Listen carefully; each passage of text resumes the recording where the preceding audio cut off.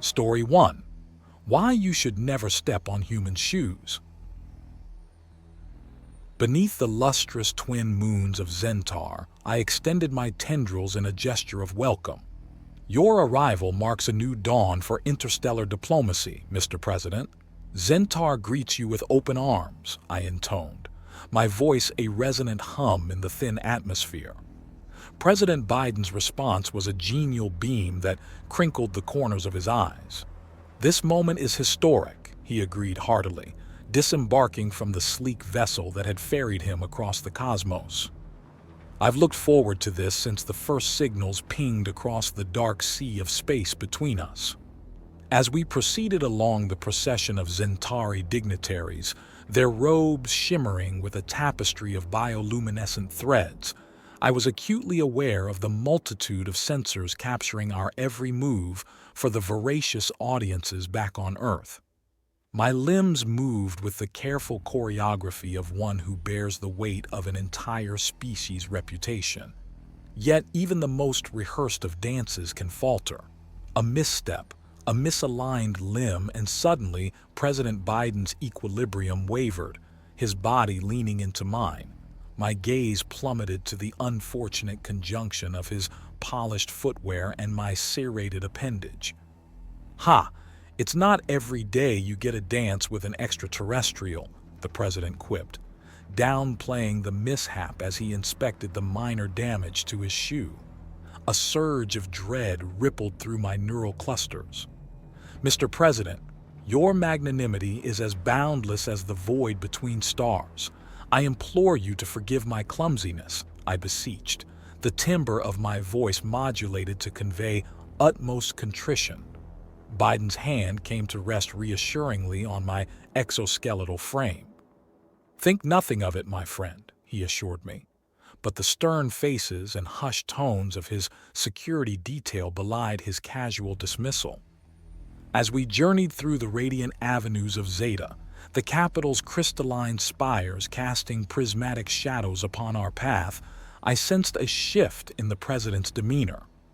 The warmth of his earlier smile seemed dimmed, as if eclipsed by a silent concern. I contemplated this change, the question of it darting through my thoughts like the swift Zentari skimmers above. Yet propriety, and perhaps a lingering unease from our earlier misadventure, held my queries in check.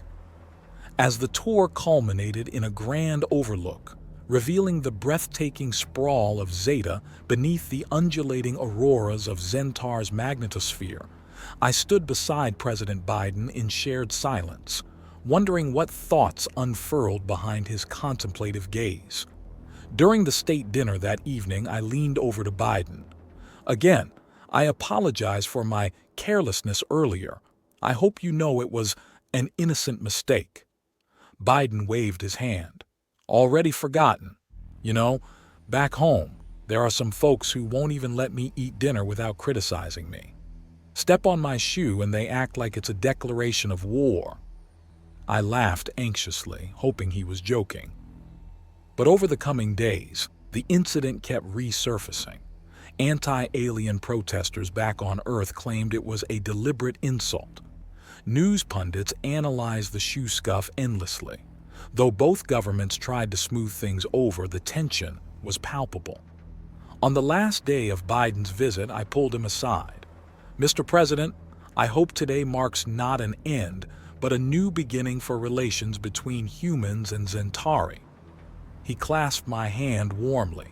The beginning of an enduring friendship. We'll show them what our people can accomplish together. Yet, barely 3 rotations later, the skies above Zeta were streaked with the contrails of inbound spacecraft, a squadron dispatched with a purpose. In the nerve center of Zentari operations, the comm channels crackled with an incoming transmission, a message chilling in its finality. This is what you get for stepping on Mr. President's shoes, alien scumbag. I stood there, petrified, as the gravity of my misstep hung in the air, heavier than a black hole. Then out slipped the one Zentari word I hoped I'd never need on Earth, hutad, which is in Earth's language. Oh shit. So yeah, that's story one. What do you think? To me, it's totally bonkers. So President Biden jets off to Zen whatever to kick it with these squid dudes called the Zentari. Everyone's hyped for some dank intergalactic diplomacy. But then, disaster strikes. This alien literally curb stomps Biden's fresh kicks. You know, Earth was mad as hell. People rioting, the news going nuts. It's a straight-up international incident over a scuffed shoe. Talk about a social media blow-up.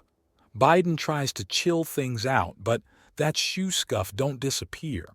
Which got me thinking, maybe we all need to relax when misunderstandings pop off. Like, don't sweat the small stuff, you feel me? We can't go blasting alien planets over every little oopsie. Be kind, rewind.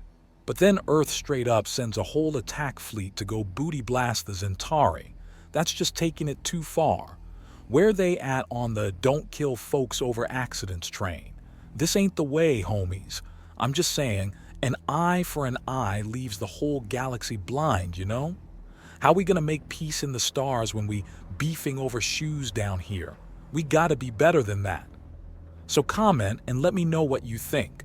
Smash that like button if you think humans and aliens need to chill and work it out. And share this vid if you want more philosophical fire about why we all just need to get along. 8. Stay stellar out there. Story 2. Be tremble. Humans are coming. The holographic starscape in the briefing room pulsed with the light of a distant sun, casting shadows of the assembled officers across the walls. I sat there, call sign Whimsy 1, my heart racing in anticipation of Commander Buzz's debrief. Sparkle 5, Commander Buzz began. His voice gravelly as he gestured to the hologram wasn't just a mission, it was a statement. The image zoomed in on the planet's surface, the light of the bombardment flaring like a supernova's last breath. A murmur rippled through the room. Commander, was the high-casualty strategy truly necessary? A tentacled Jovar from the back row inquired, his voice a warble of concern. The Keepers left us no choice, Buzz replied, his cybernetic eye flickering with data. They poked the bear, and in turn, we showed the galaxy what happens when you corner us. I leaned forward, watching the streaks of lasers and missiles dance across the holographic terrain. The display was both terrifying and mesmerizing. The scene shifted, and Boomtown's ruins loomed before us, the remains of what was once a vibrant testament to interspecies cooperation. In the midst of desolation stood a solitary figure, Lucky Lara. "You're looking at the last stand of Sergeant Lara Lucky Banks," Buzz said, a hint of respect threading his tone. "Survived by sheer will and a hefty dose of luck." Lara's voice crackled through the speakers, a recording from the aftermath. "They thought they had us cornered, thought we'd crumble, but we're humans. We rewrite the ending." I caught a glimpse of her eyes in the image. Steely, determined, a stark contrast to the smoldering chaos behind her. Commander Buzz's next slide revealed a cosmic web, a quarantine zone encircling human space like a shield. "The big space timeout," he called it, a wry smile curving his lips.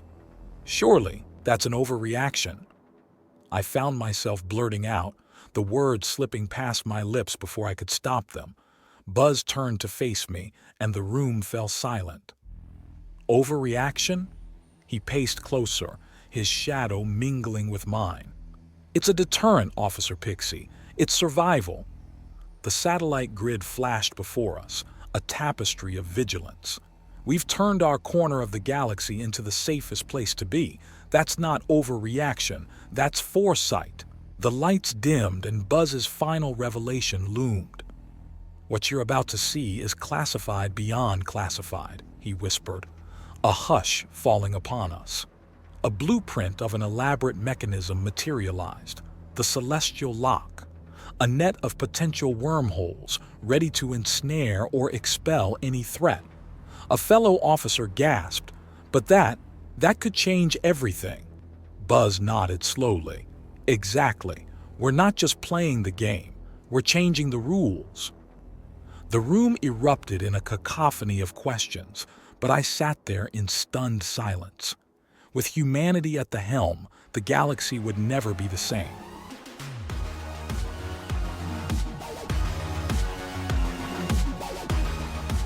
Well, that's story number 2. This is my thought. War. It's intrinsic to human history, with complex root causes and no easy solutions. This sci-fi story vividly portrays the morally hazy line between self-defense and excessive retaliation. Though fictional, it mirrors real-world dynamics of conflict escalation and the subjectivity of perspective. When each side believes their violence is justified, how can we determine what's proportional and ethical? The ending is particularly chilling, alluding to hegemonic control and imperialism. Does any one group have the right to unilaterally regulate others?